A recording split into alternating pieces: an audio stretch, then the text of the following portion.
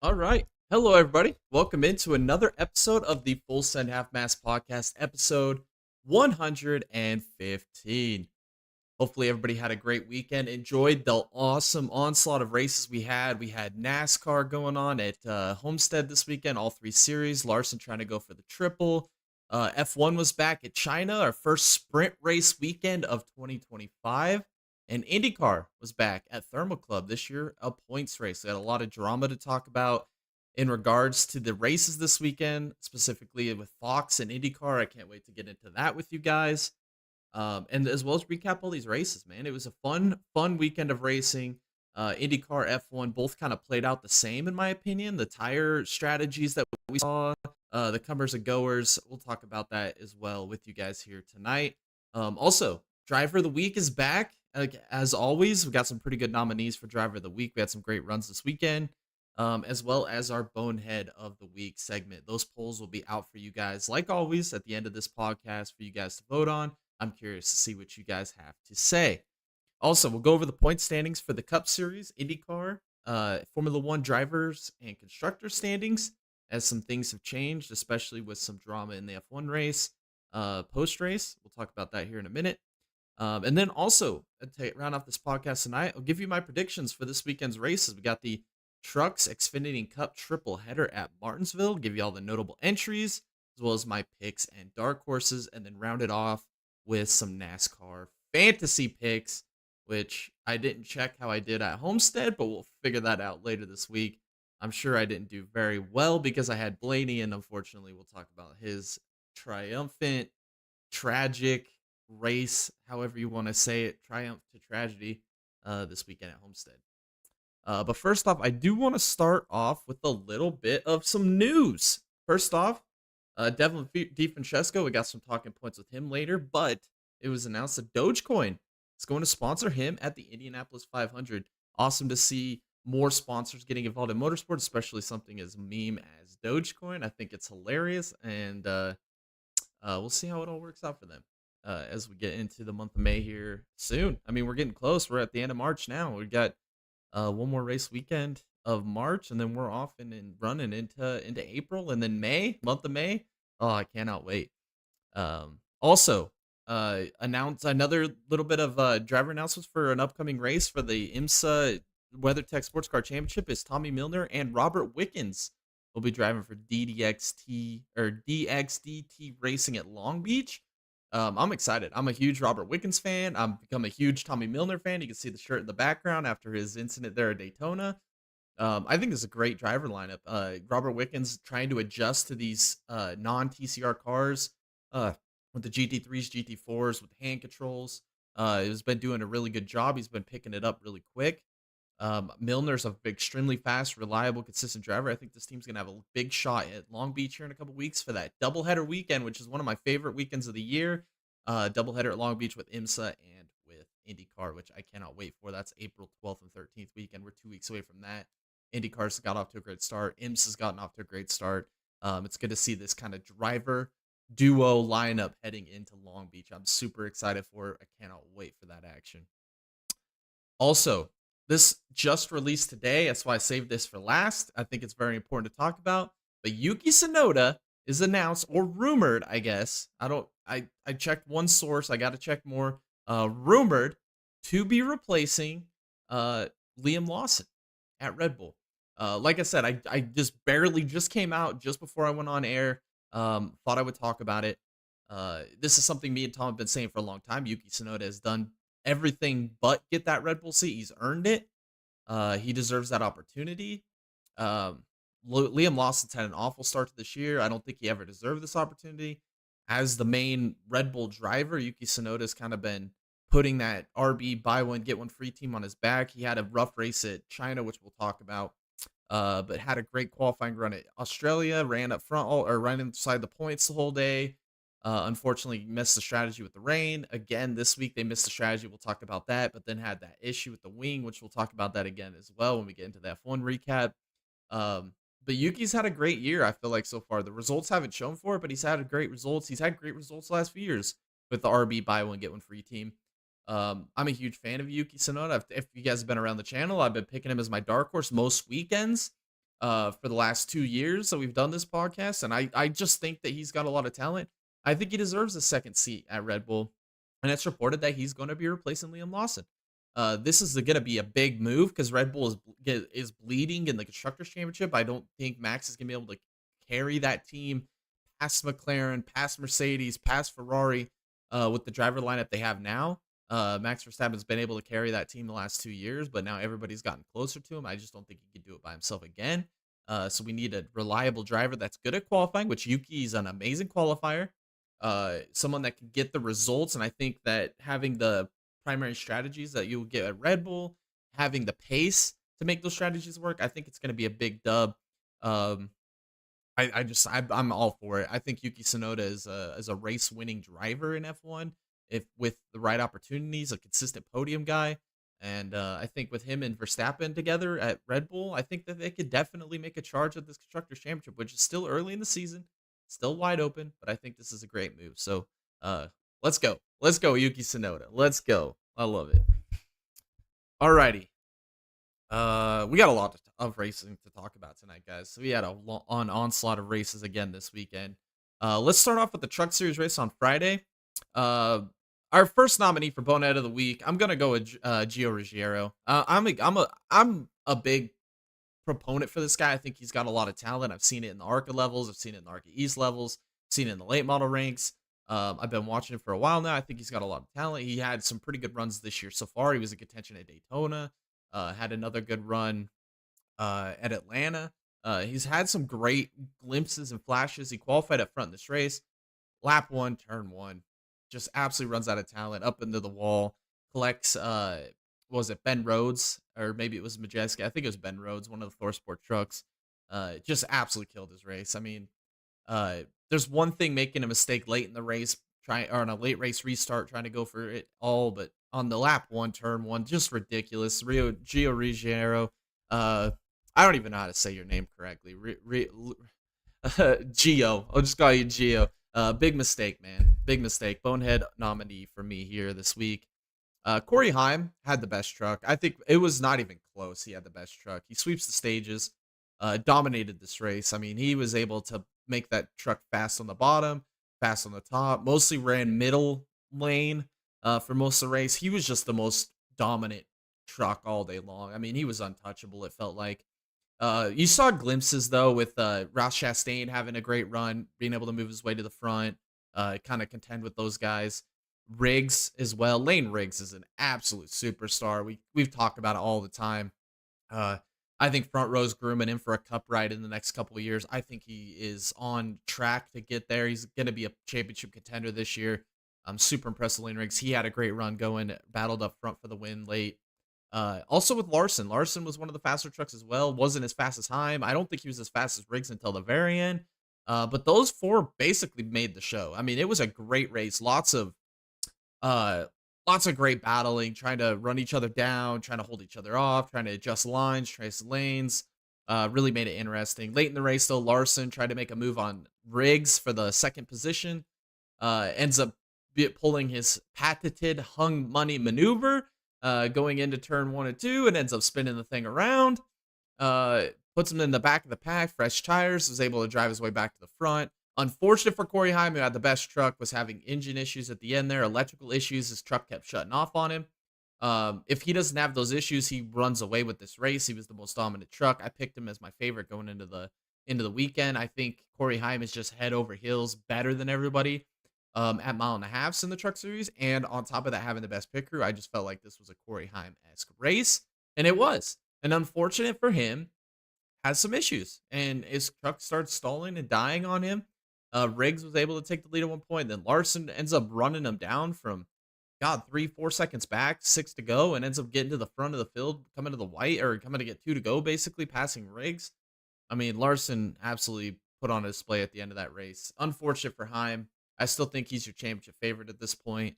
The consistent speed. I mean, he doesn't really have it at the super speedways, which you don't really expect that. But the mile and a half, he's just head over heels better than everybody else. I think he's still pretty much one of the best on the short tracks. Um, I think the championship this year is going to go through Enfinger. Obviously, I think he's going to be a threat. I would say Lane Riggs. Obviously, I think he's a threat for the Final Four. And then I would throw Heim as probably my third championship favorite. I think those are your three that you're looking at right now. I just don't think there's anybody else that's really at those three guys' levels. We've seen glimpses from other guys, but nothing really spectacular. I think those are the three guys we're going to see compete for the championship this year. There's not much else to really say about this race. I think the broadcast was pretty lame. We had the drivers only. Wasn't enticing enough for me with Keselowski, Logano, Harvick. Harvick's just not that great of a play-by-play guy. He shouldn't be a play-by-play guy anyway. I don't think he's that good at color commentary. Um, it just was bland, boring. I mean, there was good racing going on, and they just don't make it exciting at all. So that's kind of my thought on the broadcast there. We got some good things to talk about with Fox later in a minute, boys, ladies and gentlemen. We got a little bit to talk about with this Fox stuff. But yeah, Larson takes the truck win over Heim. Unfortunate for him with the truck dying. All right, I do want to talk about the Xfinity Series race. This was on Saturday. This was a dang good race too, man. Xfinity Series, take them anywhere. It's going to be a great race. I love the Xfinity Series. I think it's the best series in NASCAR. I mean, it's not even close. I think it's the best. Well, it is 100% the best stock car racing league in the world. I just think the cars are just so racy. The cars are hard to drive. They're quick. You can really run them wherever you want on the track, especially at Homestead. You can make the bottom, the top work. I mean, you could just you're driving off the right rear. It's basically what the old Gen 5 Cup cars were. I mean, I love I love the Xfinity series. Another great race. Christian Eckes unfortunately had engine troubles early. He's had a rough start to his season. I thought I would put that out there. Sammy Smith went stage 1. Larson went stage 2. Sammy Smith kind of down strategy. It was amazing though watching the Sieg brothers in stage 1 there. Kind of different strategy with the caution with Eckes coming out. They end up getting new fresh tires towards the end of that stage. They end up driving through the field. That was super fun to watch. Leland Honeyman was one of the guys up there as well. Both Sieg brothers drove, I think finished, Kyle was second and Ryan was third in the end of the first stage. I mean, that was so fun to watch them drive through the field, especially all day long. We saw the dominant cars. Sam Mayer, Justin Allgaier, Sheldon Creed was hit and miss. Austin Hill was hit and miss. Larson was the dominant car. Larson at the end of this race, he put on an absolute blistering pace. I think he lapped all the way up to like 5th place at one point late in that race. I mean, he had like a 16, 17-second lead. I mean, he was untouchable in this race. Gets a late race caution. Taylor Gray spins out, brings out the caution. We get a green white checker. Larson's a control car, and he hung moneyed it. Everybody blames Sam Mayer for jacking him up and taking his wheels off the ground. No. I understand the leader gets to control the restart, but when you know someone like Sam Mayer, who has a reputation of being super aggressive behind you, you shouldn't give him the opportunity to ruin your restart for you. That was a hung money moment. He absolutely choked it. Allgaier, the typical choke artist who's been known to choke away races that he's dominated. Somehow one of them comes back to him. Him and Austin Hill are dueling it out down the back straightaway, having a great race. Honestly, I enjoyed the ending of that race. I thought it was a great battle. They both raced each other hard with a lot of respect, which I don't expect a lot from Austin Hill. I don't really like Allgaier and a lot or Allgaier, and that's a lot of it has to do with the way he finished at Atlanta. I've lost a lot of respect for him. But he was able to get a fantastic restart, was able to control the lane that he wanted to control, and then had a drag race with Austin Hill, was able to best him, and he stole a win. I mean, a win that he normally would have lost, and he's lost a lot of them in many situations and scenarios in the past. He actually got one. He actually stole one from old Hung Money this weekend, and outdueled Austin Hill. Uh, Hung Money absolutely choked the trifecta of the weekend. I mean, yeah, the caution came out when he was way ahead, but I mean, I don't understand why you put yourself in a situation with someone that's got a reputation like Sam Mayer being that aggressive on restarts. I just don't understand why you put yourself in that situation to let him jack you up to begin with. I could dominate him as bonehead of the week, but there's some other good options. So, I just love the Xfinity series. I mean, Connor Zilic, another decent run going. He ends up having a speeding penalty. I was talking about Justin Bonsignor had in an eventful day, was involved in multiple incidents and multiple things happened to him.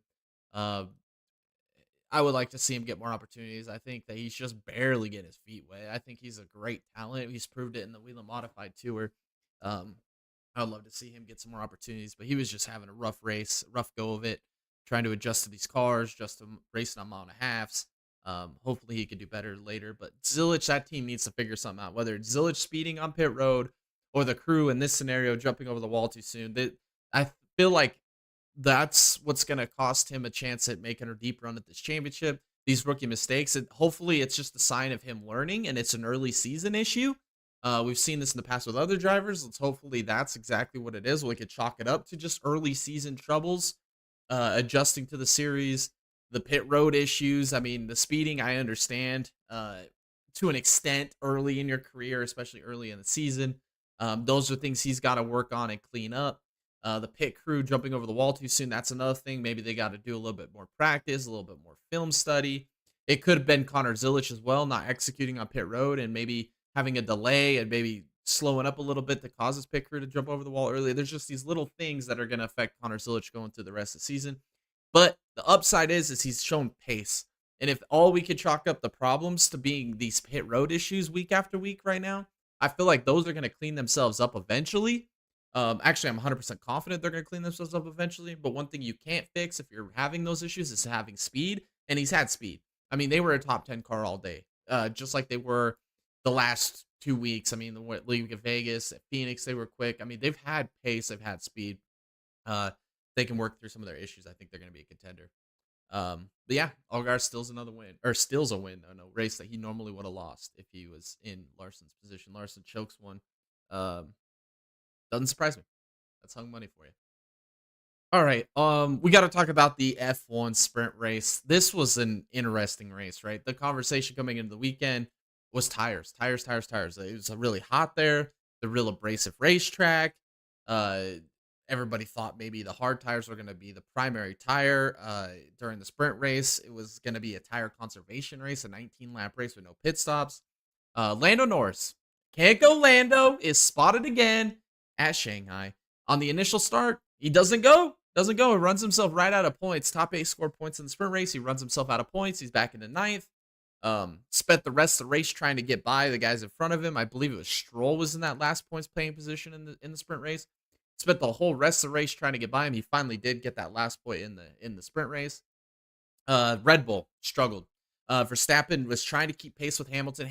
Let's talk about Hamilton for a minute. He ends up getting the pole for the sprint race, has a great race going, was able to maintain and control the front of the field.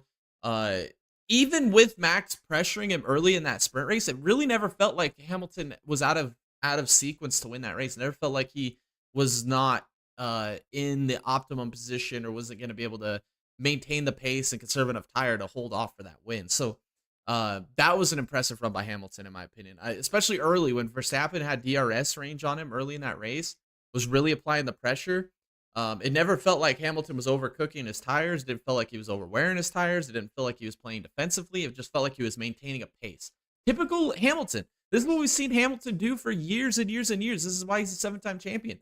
He was always good at whenever he had the front of the field. He was so good at managing the pace, managing his equipment, and being able to get the result at the end and not ever making a mistake or overpressing his car. And that's what he did again, man. This was vintage Lewis Hamilton. This was vintage prime 2019, 2020, 2018, 2019 Lewis Hamilton right here, man. This was a great race by him. Verstappen and the Red Bulls just struggling again. He puts the car on his back, was doing everything he could to keep pace with Hamilton, trying to stay in front of Piastri, who came on late, who did great job saving tires. So that was your top three. Piastri did eventually get by Hamilton or by Verstappen late in that race and gets getting the second position. Hamilton P1, and then obviously Verstappen P3, and then also yeah, like I said, can't go Lando, loses positions on the initial start, stuck out of the points paying position, was able to fight back and get that final points paying position by the end of the race. Now it's time to talk about the Grand Prix, right? Oscar Piastri, his first career pole, which is an interesting fact. When he qualified a pole, I could have swore I thought he had another pole before, but this was his first career pole, which was amazing. It was amazing to see. He ends up having a great start. Both McLarens did really. We have to talk about Leclerc going into turn one. He's up on kind of the out of position, not on a preferable position, entering that little turn one to turn two big inner loop or whatever that's there. He's on the outside of Hamilton and kind of gets squeezed in there, loses the end plate on the left front of his wing. They never chose to replace it for the entire race. He was actually at some points faster than Hamilton without the end plate. I think that they said that during the broadcast. They're like, man, can you imagine spending all that time in engineering and resources and making the perfect aero wing at the right end plate just to see it get ripped off and your car is faster? Like, that is tragic, man, if you're Ferrari. Unbelievable. But yeah, Leclerc was able to kind of hang on to that position all day long, right there behind Hamilton. Eventually, they did team orders there, and they did put Leclerc ahead of Hamilton because they wanted to see if he was going to go faster. I think they kind of aborted on one of their strategies, and they wanted to give Hamilton the alternate strategy to see if that would work out, which became the two-stopper. But going into the race, I personally, after watching the sprint race, I thought this race was going to be a 2, maybe a 3-stop race. I really did. We saw a lot of guys start on the medium tires, which was the right strategy. Start on mediums and then one stop it to the hards. And that kind of took me out of sync there because I really thought it was going to play out like the IndyCar race eventually did. I thought it was going to be that hard tires going to be primary. I didn't think it was going to last very long, and I thought it was going to turn into 2, maybe even a 3-stop strategy. Never did. Never did. I do want to know what a great race for Haas. I mean, Oliver Behrman ends up going on the 2-stop strategy. He started on the hards, ran to the extreme longest extent of that first stint, and then pits late and kind of charged to the field. Ocon did the opposite, where he started on kind of the mediums, kind of the preferred strategy everybody else was on. Was able to kind of undercut Antonelli, undercut the Hadjar, undercut someone else. I can't remember exactly who it was. Oh no, Gasly. That's right, Gasly. He was able to undercut all of them through that pit sequence and was able to put himself in a 7th, 8th net position. Behrman drove himself back to the field, had some great battles. It was fun listening to him on the radio because every time he'd make a pass, he'd go on the radio, ciao, just going by everybody. I guess I kind of earned a lot of respect for Behrman this weekend. I'm not going to lie. Me and Tom came on here last week, or I guess the last couple of weeks, and kind of been down on Behrman because we're like, not really sure. I mean, not really sold on him. This week, I don't know, man. I have to walk a little bit of that back. I'm going to have to eat a little bit of crow because he really impressed me this weekend, especially those Haas cars. We came in the offseason, me and Tom talked about it. We said this is going to be a big year for Haas. Like, they've made big moves. They brought in a veteran like Ocon, who gets results when he has good equipment, and he proved it again this weekend at China. He comes on P5, which we'll talk about how that happened here in a second. But Behrman, I mean, that was kind of the big shock. He had that big run last year at Jeddah for Ferrari. We didn't know how that was going to translate. This was the year we were looking at for Haas to be a good team. They showed up at Australia, and they were fish out of water. They were absolute dog water, dumpster fire. I mean, they were terrible. I mean, I would have rather watched scooters roll around the track because they would have been faster than Haas. It was so bad. They were terrible. It was embarrassing. And they show up at China, and it's just like a complete light switch went off, and they were so much faster. It was so fun to watch, and I was pulling for him the whole race, and especially at the end with Behrman moving through the field, he had to get by both of the Visa Cash App Red Bull team. He had to get by Signs late in the race. Had to get by uh, Albon. I mean, there was a lot. Or it wasn't Albon. Albon finished higher than him. Gasly get by Doing. I mean, he was running through the Alpines. He ran through both of the Kick Salbas. It was amazing. Also, speaking about Kick-Sauber, Bortoleto, who was the guy that I was kind of high on as the rookie behind Antonelli, he ends up spinning early in this race, like lap one, turn 4 or 5. I can't remember exactly off into the gravel. His race was done immediately. Not that Kick-Sauber had anything to do with that race anyway. They didn't have the pace at all, but absolutely threw it away. So far behind the whole race, was never a factor. Never was able to strategize himself back into potential to race with his teammate or even with the back markers in the field. That was unfortunate. Also, we got to talk about RB Cash App because, like I said, everything kind of turned into a one-stop strategy. Whether you started on the mediums and went to hards to end the race, or if you long stinted it like Stroll did, like Behrman did, where they both long stinted the hards early and then went to the mediums late. Um, we saw an opposite with the RB buy one get one free. Both of them were in position to score points, especially Sonoda. He was ahead of Ocon at this point, by the way. He was the one guy that Ocon did not undercut through his pit sequence. They end up just completely aborting their strategy and went straight into a two stopper. Which, at watching it and seeing how everybody had already committed to the one, I thought it was completely dumb. Hamilton did as well, but I'll explain that here in a second. But I just thought that was dumb by RB Cash App. They threw away points. I mean, they just absolutely threw away points. They had an opportunity to double point in this race, and they threw it away with doing a strategy nobody else was ever intending on doing. I thought that was pretty asinine. I thought that was watching Ferrari strategy team. I don't know if Ferrari fired them and they got hired by the RB Cash App Visa buy one get one free team. But that was embarrassing. I mean, same last week at China, screwed Yuki out of points with the stupid strategy that they did there in the rain, not coming in and getting the wet tires and staying out too long. They do it again this week with the two stopper when everybody else and the whole field had proven that the one stop was the strategy. I don't understand it. Ends up screwing Yuki Tsunoda because then he ends up getting a random wing damage. It was the weirdest thing going into turn one. I can't remember if he was behind Gasly, I think, at the time, trying to drive himself back to the field after that dumb pit stop decision. His front wing just explodes behind Gasly, and then the race control ends up telling him he has to come in and pit to replace it because they didn't want any debris flying off and going in the stands or causing any other cars issues or hurting someone. Which I understand. It makes sense. I would have done the same thing if it was race control. I understood the judgment, but that was the weirdest thing. I've never seen a wing going down a straightaway with DRS in slipstream tow of another car just explode like that. I mean, that was the most crazy thing I've ever seen. I couldn't believe I was watching that. It just killed Sonoda's race. Hopefully these rumors with him going to Red Bull are true. I don't know if that was a complete credible source. It was an RB Red Bull news forum, so I hope it's true.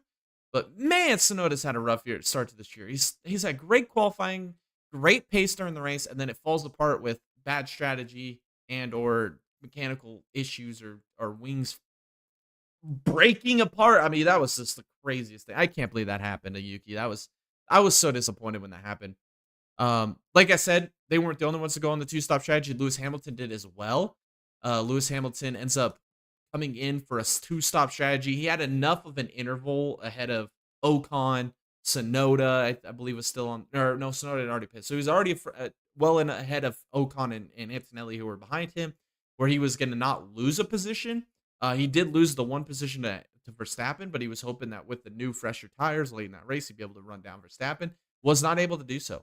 Verstappen, at the end of that race, had more pace than he did early on. I mean, he was so far behind at one point, completely out of it running that sixth position. He ends up salvaging extra points with that stop for Ferrari. So another weird Ferrari strategy. I understand why they did it because they had uh, him covered off anyway. They would only lose that one position for Verstappen, hoping he could reclaim it back anyway with the fresher tires, maybe even get to Leclerc. I looking back at it, aftermath. 2020, hindsight's always 2020. Maybe that was kind of a dumb call there by Ferrari to do that. I would say so. Looking back on it, I think it was kind of a dumb move to do because they never made that position back up, and it really wasn't fast enough to make that position up. It really the pace wasn't there.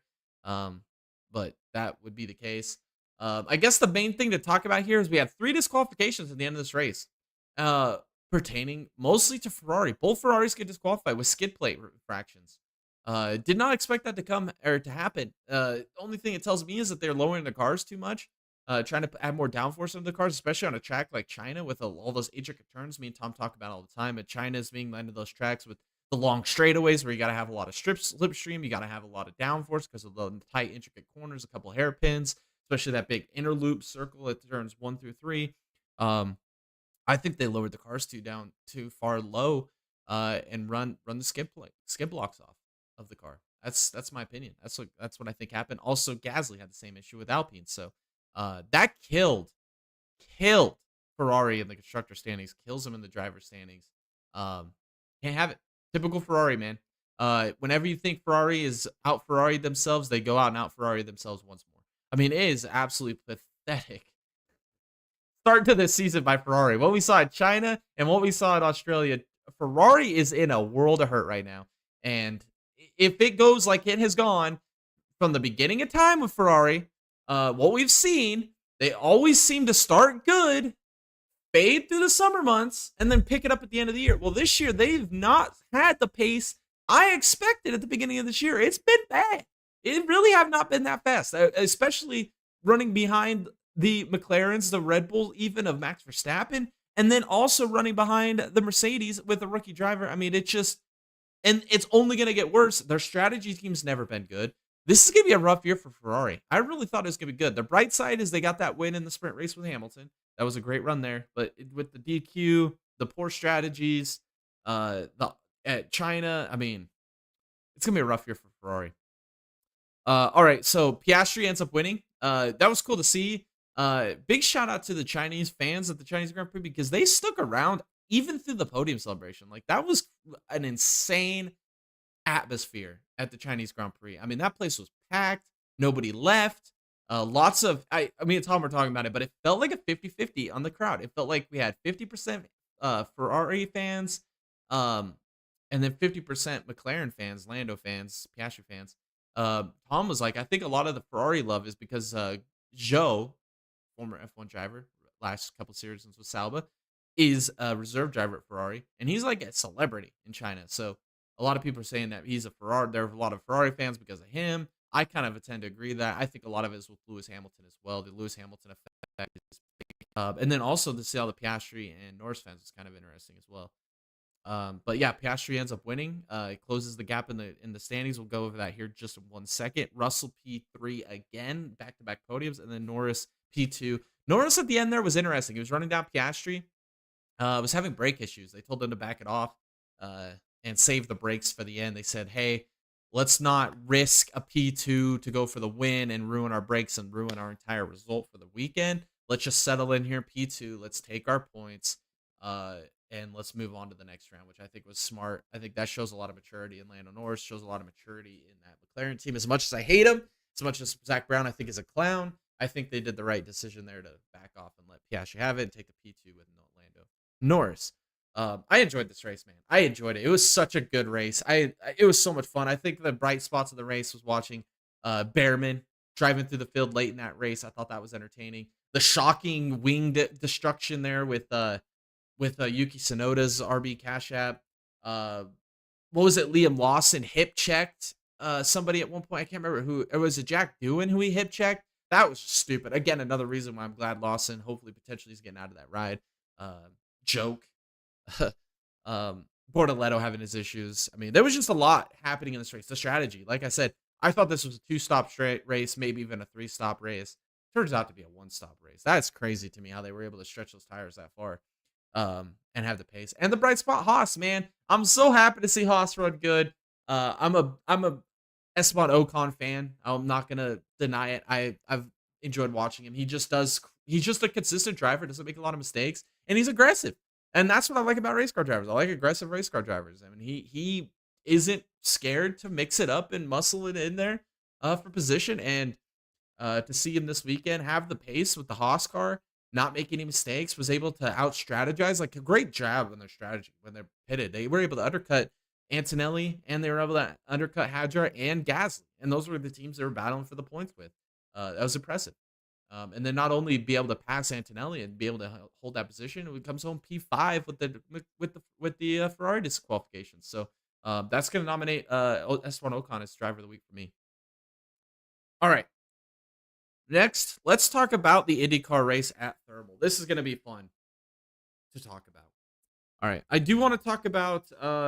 Let's talk about the early damage between the two Prema cars. We had Ilott running into the back of Schwartzman. Schwartzman had Prema had a weird weekend. Schwartzman ended up having his car catch on fire during practice. They had to rebuild the whole thing for race day.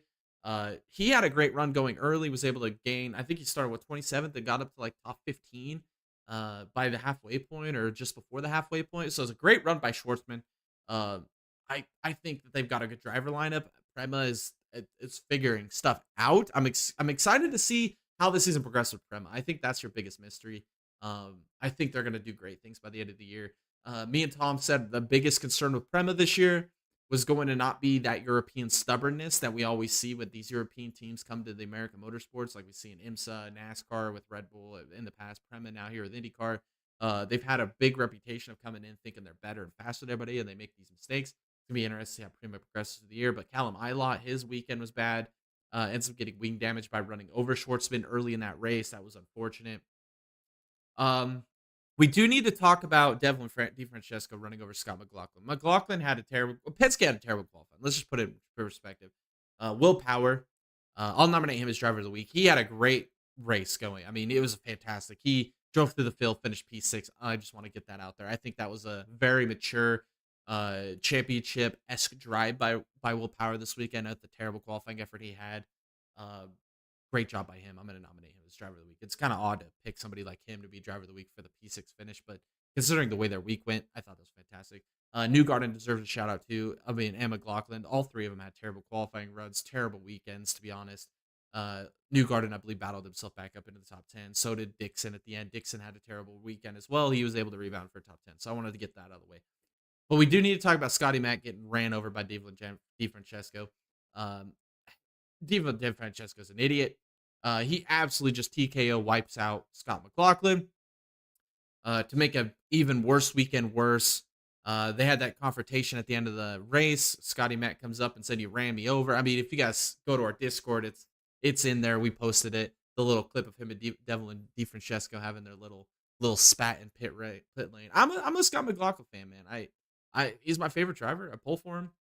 I really kind of thought this was the year to hit for him to win the championship. He's uh, after last year with all the mistakes that he had, I felt like he should have won last year's championship. He just had so many mistakes that cost him down the stretch, and it's kind of starting off that way again. They kind of missed unpreferable strategy at St. Pete, and then again this weekend, getting ran over by Diva Francesco, and then to put salt in the wound, ends up having hybrid overheating issues, which seems like it's a damn Chevy thing this year. Last year we saw the hybrid issues mostly with the Hondas, specifically Scott Dixon at like Mid Ohio, Alex Palou at one of the ovals. I can't remember if it was Iowa or if it was Milwaukee. Might have been second Iowa, I believe. Yeah, it was with the hybrid issue. But now this year it seems like it's a Chevy issue. We heard Santino Ferrucci bitching about it, and then Scott McLaughlin had his issue. He ends up not being able to finish the race. Awful weekend for Scotty Mack. So disappointing. He's gonna have a long road ahead of him to climb back into the championship. Uh, Interesting race because going into it, me and Tom both kind of came in with the idea or the mindset. We knew it was gonna be a 3-4 stop race. 3 stop most likely was kind of our thought process going in. But what we did not predict was that the hard tires were going to be worse than the soft tires. We really thought with the track temperature, the abrasiveness of the track, we thought it was going to be a lot like the F1 race where the hard tires are going to be a preferable tire. Was not the case. We saw uh, Alex Palou. We saw the McLarens, obviously with Paddle War, dominated the first 4/5 of this race. You know, it absolutely just dominated it. Uh, Lundgaard P2 right behind him, Palou P3. Uh, it was interesting because they started on different tire strategies, right? So the McLaren strategy thought process was we're going to start on softs and they did, and they built a massive gap. Pato O'Ward was absolutely obliterating the field for the first 3 quarters of this race. Absolutely took it behind the woodshed. Lundgaard was quick too, didn't have the pace of Pato, but he was still right there and consistent with the strategies. But Palou with the opposite, right? He went the hard tires early. So did Herta. And I thought Herta was going to be the dark horse that was going to win this race because I thought early on the race with him starting on those hards, I was like, okay, he's going to lose a little pace early, but it's going to put him in position later. And he's going to have the pace with the preferable tire, especially after we get like 10, 12 laps into a run. Herta's going to come alive here and he's going to be a contender. That never happened. Herta and Andretti were just non-battle this entire weekend. I mean, they just didn't seem like that. The pace, even Kirkwood showed some pace late. He ended up fading late, obviously, because he was kind of off here on his strategy. Kind of saved the used hards for the end. It kind of bit him. But Palou and that team, they out-strategized McLaren. Absolute phenomenal drive by Alex Palou. Absolute. I think this was his best drive ever, to be honest with you. I don't think Palou's ever had a better drive than this. This was a career drive. A fantastic drive. The battle with him and Lundgaard was amazing. I mean, he tries to overcut Lundgaard as Lundgaard undercuts him. Lundgaard trying to play a little bit of team orders. They won't say it, but he was trying to block for Pato because they knew they were disadvantaged. They didn't build enough of a gap, and then that also put Palou on the preferred tires at the end of the race. It was just a matter of time. Palou was trying his darndest to get by Lundgaard before the pit sequence, was not able to do it. Lundgaard undercuts him. Palou tries to overcut him, which overcutting sometimes works in IndyCar racing. I would say more times than not over the undercut. Didn't work. Obviously, this time Lundgaard was able to stay in front of Palou on the pit sequence, but Palou fought back, man. He was able to make quick work of Lundgaard once he got back on the track. Great battle between him and Lundgaard. Clean, hard racing. That is peak premier IndyCar right there. I love to watch the strategies play out. I love to see good racing like that. And we did, man. Lundgaard and Palou absolutely battled. It was a fun battle to watch. To see Lundgaard throw the crossovers. I'm high on Lundgaard. I think he's a great driver. I don't like the move to McLaren, but I'm high on Lundgaard. I know Tom's high on Lundgaard, but that was a great battle between Lundgaard and Palou. And then Palou, once he cleared Lundgaard, he absolutely just ate into that lead that Pato O'Ward had. Gets the lead with 10 laps to go, and it was over at that point. There was nothing anybody could do about it. Nothing anybody could say about it.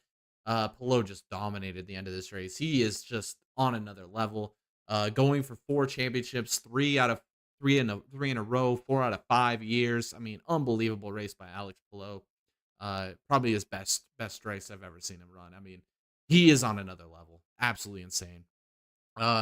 We do need to talk about the big giant 10,000-pound elephant in the room here with the IndyCar on Fox production this weekend. The broadcast goes away. This can't happen, guys. This can't happen. With as much crap and shit we throw at you at Fox for your terrible broadcasting teams that you put in on NASCAR, you get the IndyCar package, you promote the hell out of it. I mean, if I was to put your promotion skills on a scale of 1 to 10, I'd put it out of a 10. You hit it out of the park, man. Those Pato O'Ward, Alex Palou, Joseph Newgarden commercials were freaking awesome, dude.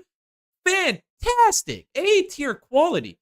Getting the big Fox program. You got priority over NASCAR this week. And you fumbled the bag. Fumbled it. I mean, not only do we get halfway through the race, you lose the feed for 15 laps. We have to watch NASCAR instead. I mean, your biggest competitor in North America, but you're trying to convert fans that are getting sick and tired of NASCAR and this stupid stage racing. You're getting the purist fans to jump over to IndyCar and watch it on Big Fox with all the hype coming into it, with Larson bringing a lot of traction to it last year. You've got Superior superstars in IndyCar right now with Scotty Mack, Joseph Newgarden, Alex Palou, Pato O'Ward. I mean, you've got superstars for days. You got Big Fox, and then you have your production shut off, and you've got an A-team broadcast team, man. Will Buxton, Townsend Bell, James Hinchcliffe, fantastic. And then you go off air? Can't happen, guys. Come on, man. I can understand if this happens to a NASCAR race. I'm cool with that, but not IndyCar. Not when we had a great strategy race going, man. We missed so much action. We missed an entire pit sequence. Bad look, guys. Gotta figure this out. This can't happen again, especially considering that some of our crown jewels are coming up over the next few months with Long Beach here on April 12th. We got Indy 500 at the end of May. We can't have any the Indy GP. We cannot have issues these next few weeks. This is your premier time frame of IndyCar with the run from Long Beach to the end of the Indy 500. Those are your premier market races of the year. The month of April, month of May. Those are your two big months for IndyCar. We cannot have any more issues. Terrible. Shout out to Townsend Bell though. Townsend Bell was on one during this race, man. He was hitting zingers, one-liners. I mean, he was cracking me up, man. I'm a huge fan of Townsend Bell. Like I say all the time, Calvin Fish, James Hinchcliffe, Townsend Bell, Lee Diffie. These are some of the best broadcasters in the game. And Kevin Lee, I'd even put him in that list too. Fantastic job with the IndyCar broadcast with those guys. The only issue is we cannot have the damn broadcast ending like we did this weekend. That was bad look, terrible timing. We cannot have that going into April. We cannot for certain have that going on into May. So fix your shit. I'll give you a pass this one time.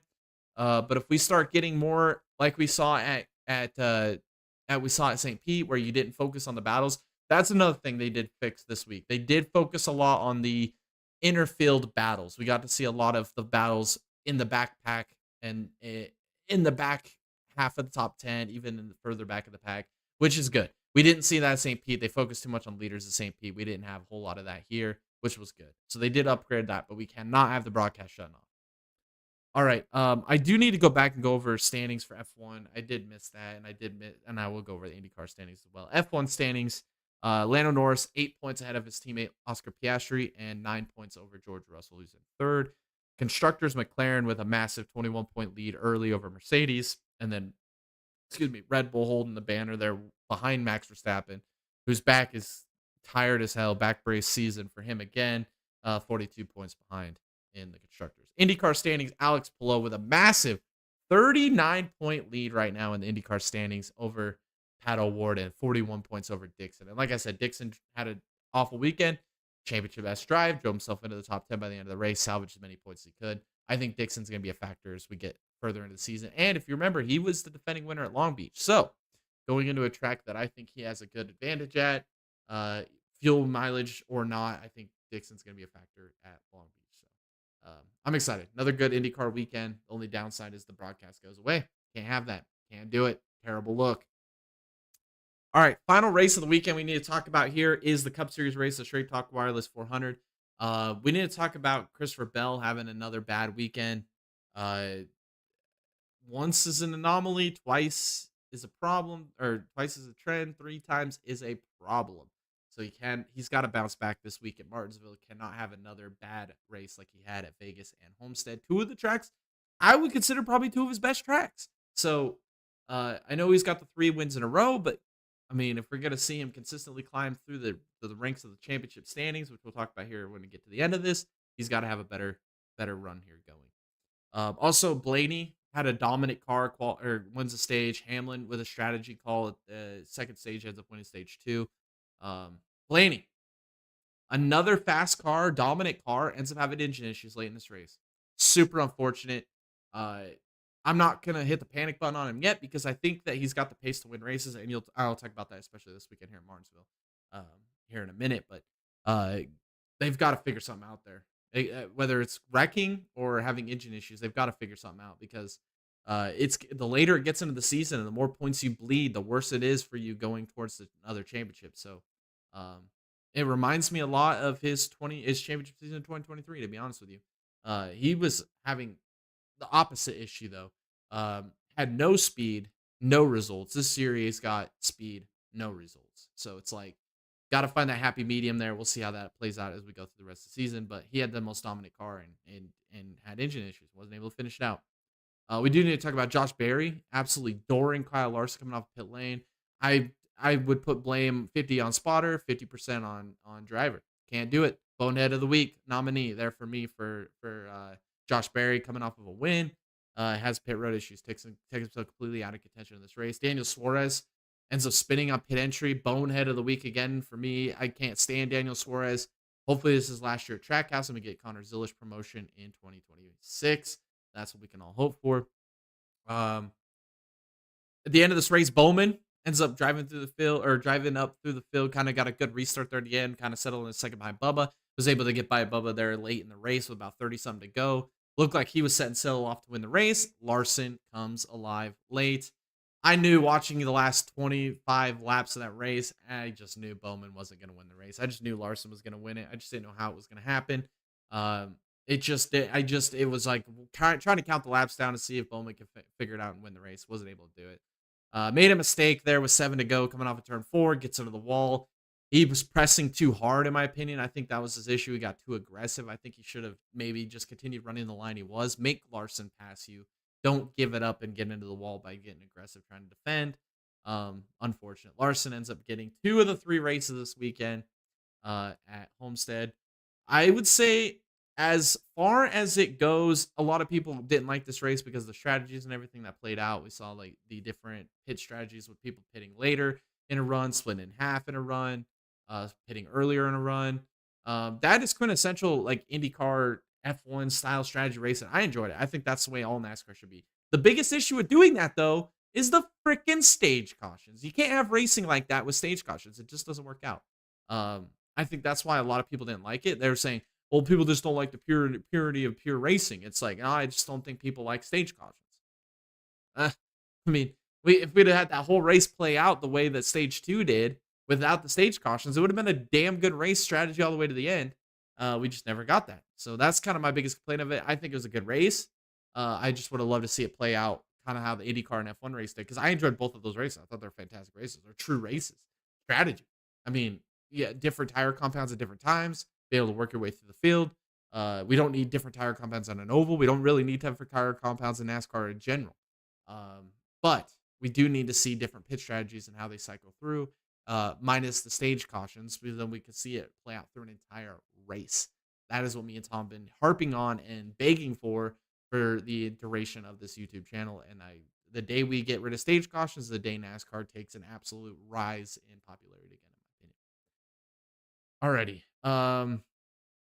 Yeah, there's really nothing else to talk about the Cup race. I enjoyed it. I like the different strategies. Really, I think the stars of this weekend with F1 and IndyCar races with the different strategies we saw there. If those races didn't have as good as strategies, I think the Cup race would take the priority in the front run here. But unfortunately, it didn't. So um, that's just the way the cookie or the crumbles cookie. All right, point standings in the Cup Series. William Byron is their points leader, 36 points over his teammate Larson, and then 39 points over his other teammate Alex Bowman. Uh, Hendrick Motorsports holding the top 3 in the point standings. We'll see how that continues to progress. I think it's been a great year for Hendrick so far. I mean, considering they've won 2 of the first 6 races, lots of top 10s by Bowman as well, being super consistent. We'll see how that continues to progress throughout the rest of this year. Drivers of the week, like I said, Esteban Ocon, P5, fantastic run this weekend for Haas, and ends up coming home with a P5. Granted, was P7, but with the 2 disqualifications in front of him, gets that P5 finish. So great job by Esteban Ocon. Will Power, like I said, terrible weekend. Started deep in the field, was able to drive himself up to P6 by the end. Fantastic race by Will Power. Proves why he's a champion and proves, again, maybe he's going to get himself back in this fight after that terrible start to the season at St. Pete. Also, I'm going to shout out AJ Allmendinger, P7 in the Cup race. One of his best tracks. I picked him on my fantasy team, I believe, last week. I thought he was going to be a great pick. It's one of his best tracks in the Cup Series. I think he did a great job. P7 was one of the fastest cars all day. Boneheads of the week, Gio Ruggiero, losing talent there in the truck race on turn 1, lap 1. Bad look. Josh Berry, Doran, Kyle Larson on pit lane. Awful display of boneheadery there. And then Daniel Suarez being an absolute clown. Demote his ass to Taco Bell, like I say all the time. He spins on pit entry. Those polls will be out for you guys after the podcast to vote on. Make your guys' voices be heard. I'm curious to see what you guys pick this week. Alrighty. Now that we've recapped this weekend's races, it's time to preview this upcoming weekend's races. It's a shorter slate as we have just Trucks, Xfinity, and Cup at Bartonsville. Notable entries in the Truck Series. Norm Benning is back in the number 6 truck. William Byron and Corey Day in the 07 for Byron for Spire, and Corey Day in the number 7 for Spire. Matthew Gold, Phil Gould's son, is going to make another start for Nice this weekend in the 48 Ford truck. Also, Luke Baldwin, Tommy Baldwin's son, is going to be driving for ThorSport, the number 66 for his Truck Series debut. Ryan Roulette in the number 67 for Freedom. Had an ARCA driver trying to make some waves in the Truck Series. And then the Dr. Staropoli, the number 84 for Cook. In the Xfinity Series, we got Corey Day in the number 17 for Hendrick Motorsports running double duty this weekend in trucks and Xfinity. Eric Almirola back with JGR in the number 19 this weekend. And then Dr. Starpoli running double duty like Corey Day. He'll be in the number 24 for Sam Hunt Racing. And then Myatt Snyder is back in the Cup Series with DGM in the number 91. In the Cup Series, we got Burt Myers back with the Team Amerivet number 50 team in the Cup Series again with Burt Myers. And then JJ Yaley will be running in the number 66 MBM Garage 66 machine. All right, time to make picks. On Friday, the Truck Series, the Boys and Girls Club of Blue Ridge 200. Oh, this one is a tough one for me to pick. Like I said, I think Corey Heim is your championship favorite. I think where he kind of lacks is the short tracks, and I think that's why I'm kind of swayed away from picking him this weekend. But one guy that I know is super consistent wherever they go, especially flat tracks, especially short tracks. He proved it at the end of last year. I'm going with Lane Riggs this weekend. I think he's going to get his first win of the season. He's been in contention most races this year. I think they finally punches that ticket into the playoffs, gets that first win of the year. Lane Riggs is going to be tough to beat this weekend. Those front row machines are extremely quick. Chandler Smith has kind of been non-existent, which is kind of surprising. Like I said, Lane Riggs is being groomed right now to be in that Cup Series here to replace, I think, Zane in that 38 car here in a couple of years, maybe even next year. Who knows at this rate? But Lane Riggs has got a lot of talent. I'm excited to see what he can do this weekend. My dark horse, I'm going to stick with it. I'm going to go with Caden Honeycutt with Nice Motorsports. He's had great runs, hasn't had the results to show for it. I think this weekend's going to be a big weekend for him. He's a really good short track racer. I think that he's going to be a top 10, top 5 guy by the end of this race. I would take him as my dark horse. It'll be interesting to see because the Xfinity or the excuse me. It'll be interesting to see because the truck series at Martinsville has been very interesting the last couple of years. We've seen some different strategy races. We saw a race in the rain at one time. I think the truck series kind of puts on the best show at Martinsville, especially the last couple of years. I think it's going to be a great race on Friday. All right, the Xfinity Series. This is going to be a good race as well. This was the tough one for me to pick. I think JGR is going to be fast again here. I mean, Taylor Gray damn near got his first Truck Series win at Martinsville last year. I think he's a great pick, great dark horse pick. I'm not going to pick him personally. I'm going to go with Eric Almirola. I think that Martinsville is the best track for Almirola besides like New Hampshire. Eric Almirola is exceptional at these short, flat tracks like New Hampshire, Phoenix. He proved it. I think again here at Martinsville, I think he's going to be the car to beat. I don't think anybody's going to be able to touch him. I think Almirola dominates this race, to be honest with you. I don't think it's going to be even close. I'll take him to win. I just don't think it's going to be close. I think Almirola is going to be a dominant factor in this race. My dark horse, and I'm sticking with it because I'm super impressed with this guy has been able to do with Alpha Prime. I couldn't even name you a teammate. Tom makes that joke every week when we talk about him. I'm going Parker Retzloff, man. This dude is just keeps impressing me week in, week out. And if you guys remember last year when he was racing for Jordan Anderson Racing, he qualified on pole here. This is a good track for him. I think Parker Retzloff's going to be a top 10 contender in this race. I think the strategy and everything that's going to play out, especially with the stage cautions, he's not great on the short runs, but he's good on the long runs. I think that's going to be key in this race. They're bringing soft tire, I think, for the Xfinity Series. The Xfinity Series absolutely puts on a show on the short tracks. Like I said, the Gen 5 car, that's what it is. They are just the best freaking stock car on the planet of Earth, and I think the Cup Series needs to rotate back to something like the Gen 5 car. I think it's going to be a great race. I think it's going to be a fantastic race. You're going to see a lot of beating and banging. I think you're going to see a lot of comers and goers. I think you're going to see a lot of tire management. But I still think Almirola is going to dominate, and I watch out for Parker Retzloff. I'm telling you now, Parker Retzloff for a top 10 finish of this race. I see it coming. All right, now for Sunday, the Cup Series, the Cookout 400 at Martinsville. No option tires this weekend. I think that's a good dub. Hopefully, we go with an absolute soft as hell tire that just gets beat to hell. That's what I want to see. I think that would lead to a good race, especially if it had no stage cautions. I think this race is going to play out very interesting. I think it's going to be Ford dominated, and specifically Ryan Blaney. Ryan Blaney is the king of Martinsville as of late, especially in the next gen era. I think he's untouchable there. I think he's going to be another dominating performance. And I think that his car makes it to the finish this weekend. I don't think we're going to see any engine issues. I don't think he's going to be in position to get wrecked because he's going to be up towards the front of the field. I think he's going to put a lot of guys' laps down in this race. He's going to just put on a blistering pace. I think Ryan Blaney takes the crown this weekend and gets that first win of the season and gets kind of the ship righted a little bit there. My dark horse, and this is a guy that qualified on pole at Martinsville a few years ago with Stuart Haas. I think he's probably one of the top short track racers in the series.